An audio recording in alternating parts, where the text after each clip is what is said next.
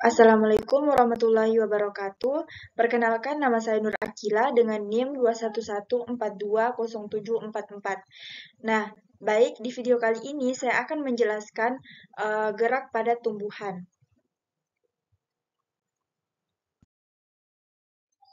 Nah, jadi perlu kita ketahui bahwa tumbuhan memberi tanggapan terhadap lingkungan. Jadi, sebagian besar tumbuhan menghabiskan seluruh hidupnya dengan menetap di satu tempat saja. Jadi, mereka tertancap pada tempat tumbuh oleh akar-akarnya. Agar dapat bertahan hidup, tumbuhan harus dapat memberi tanggapan terhadap berbagai kondisi lingkungan. Nah, jadi perlu kita ketahui bahwa ada 3 gerakan pada tumbuhan. Yang pertama, gerak endonom atau gerak autonom. Kemudian yang kedua ada gerak higroskopis. Kemudian yang ketiga ada gerak esionom atau gerak etionom. Nah, baik, di sini kita akan membahas satu persatu mengenai gerakan pada tumbuhan. Yang pertama, ada gerakan endodem atau gerak autonom. Nah, gerakan ini adalah gerakan pada tumbuhan yang disebabkan oleh rangsangan dari dalam tubuh tumbuhan itu sendiri. Nah, disebut juga sebagai gerakan autonom karena tumbuhan bergerak sendiri tanpa adanya rangsangan dari luar.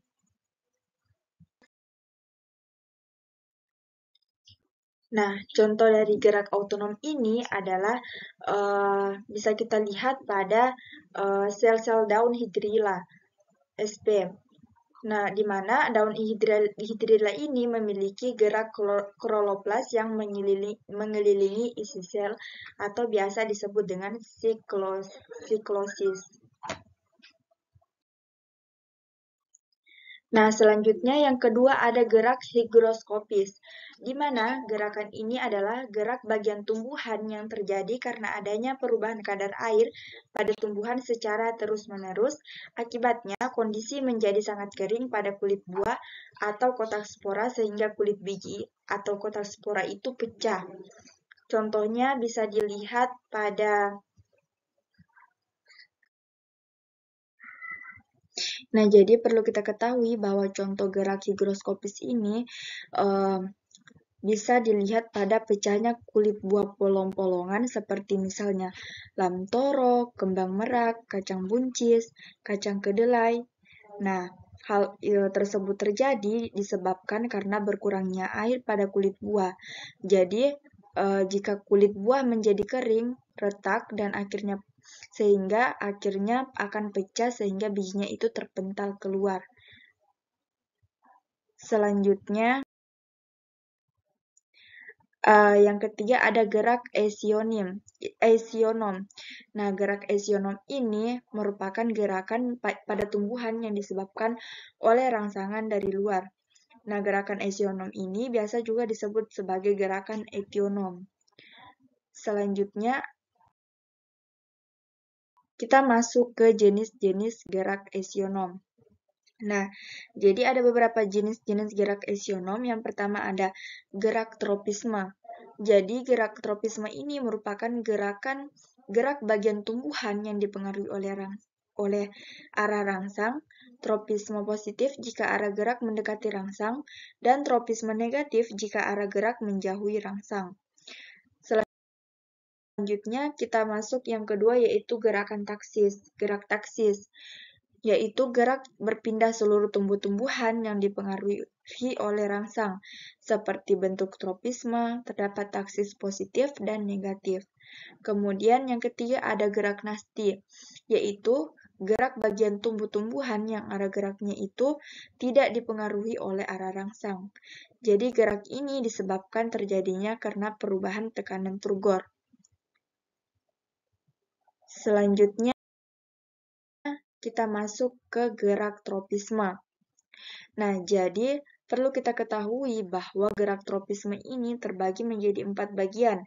Yang pertama ada fototropisme atau biasa disebut dengan heliotropisme. Yang kedua ada geotropisme. Yang ketiga ada tikmotropisme.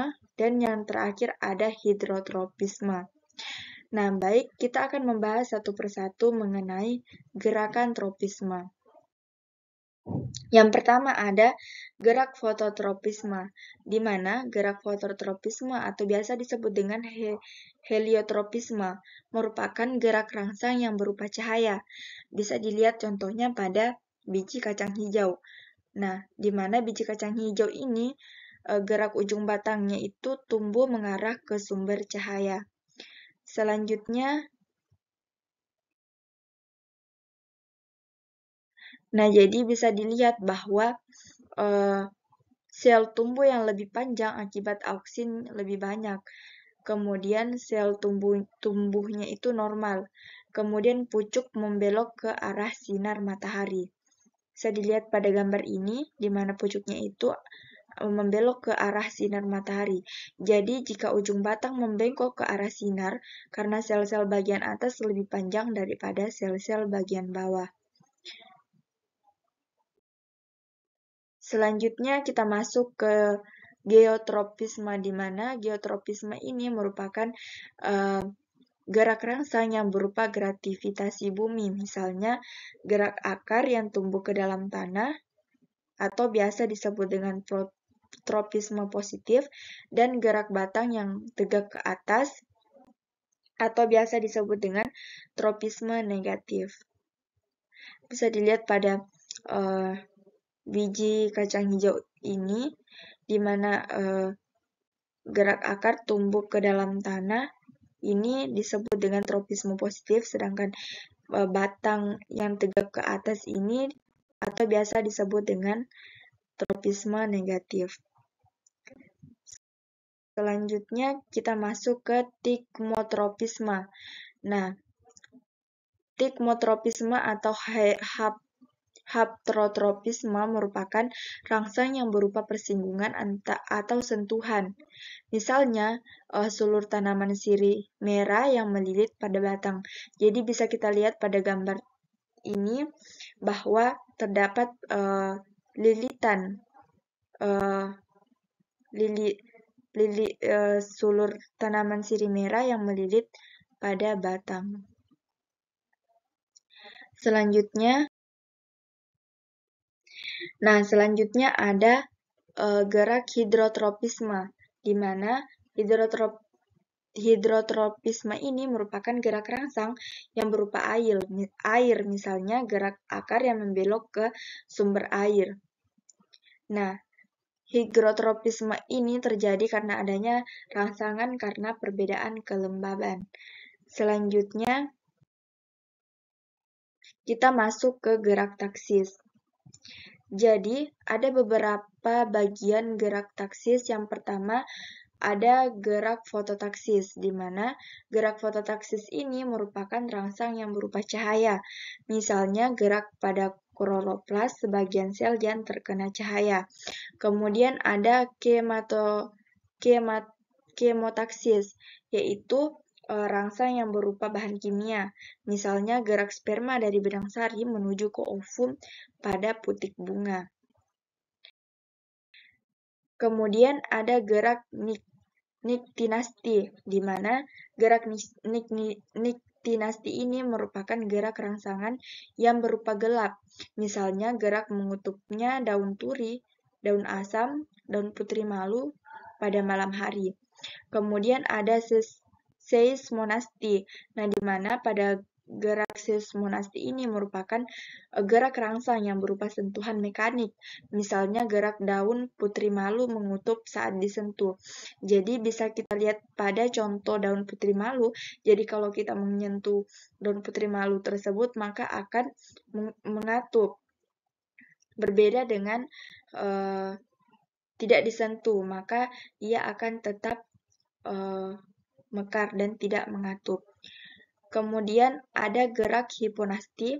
Jadi gerak hiponasti ini merupakan gerakan pada tumbuhan polong-polongan tertentu yang daunnya mengutup ke atas.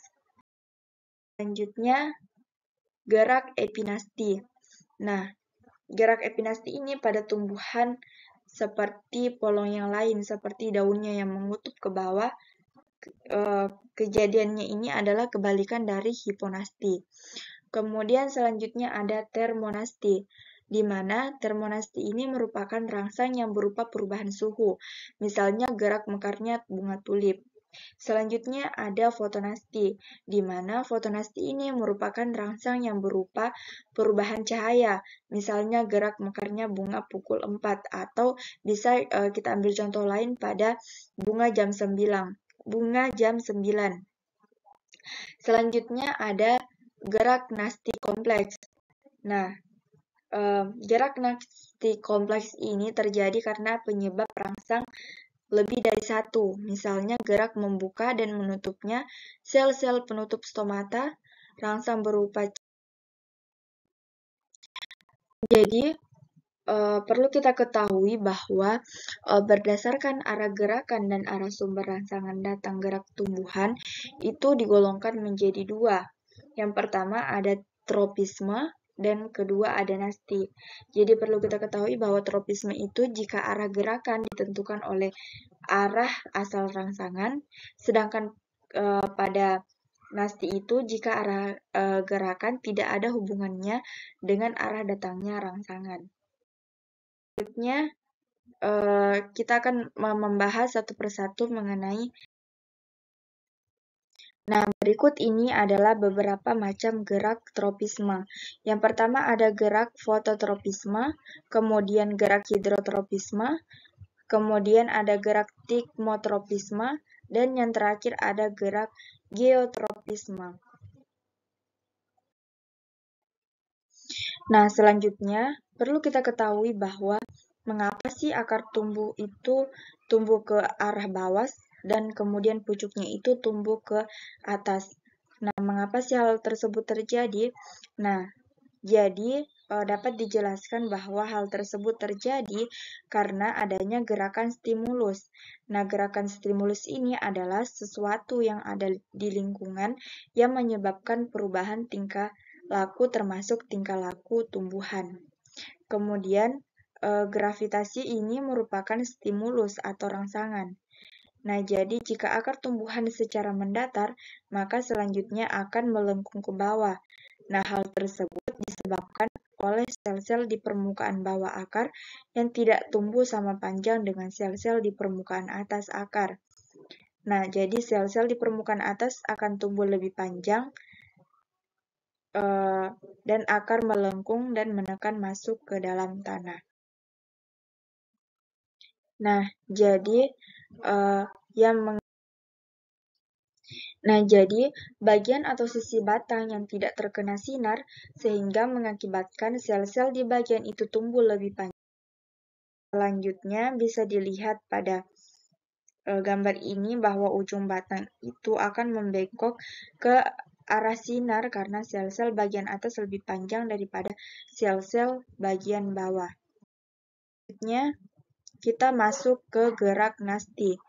Nah, di mana gerakan nasti ini dipengaruhi oleh arah datangnya stimulus atau rangsangan, di mana gerakan nasti ini terbagi menjadi dua, yaitu gerak fotonasti dan termonasti, di mana gerak fotonasti itu merupakan gerak respon terhadap cahaya, sedangkan pada termonasti merupakan gerak respon terhadap temperatur. Nah, bisa dilihat contoh pada fotonasti.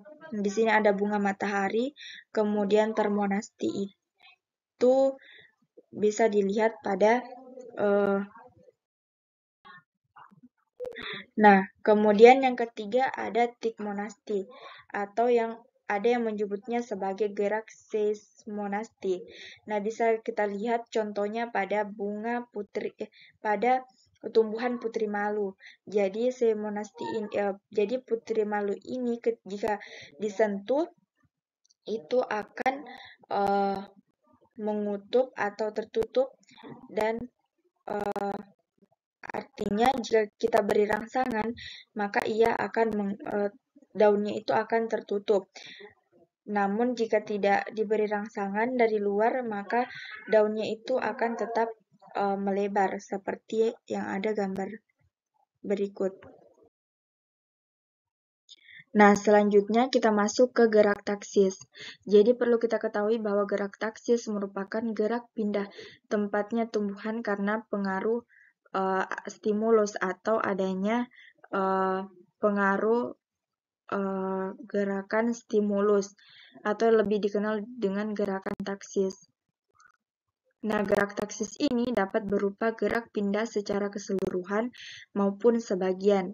Nah, sebagai contoh, misalnya gerak pindah tempatnya organel kloroplas di dalam sel ketika sel-sel elodea disinari. Contoh lainnya adalah gerak sel gamet jantan menuju sel gamet betina pada lumut. Nah, jadi bisa kita lihat contoh gerak taksis pada gambar ini. Jadi, gerak pindah tempat organel kloroplas di dalam sel-sel tumbuhan eloida ini ketika sel itu disinari. Jadi, ini merupakan gambar sebelum disinari dan ini merupakan gambar setelah disinari.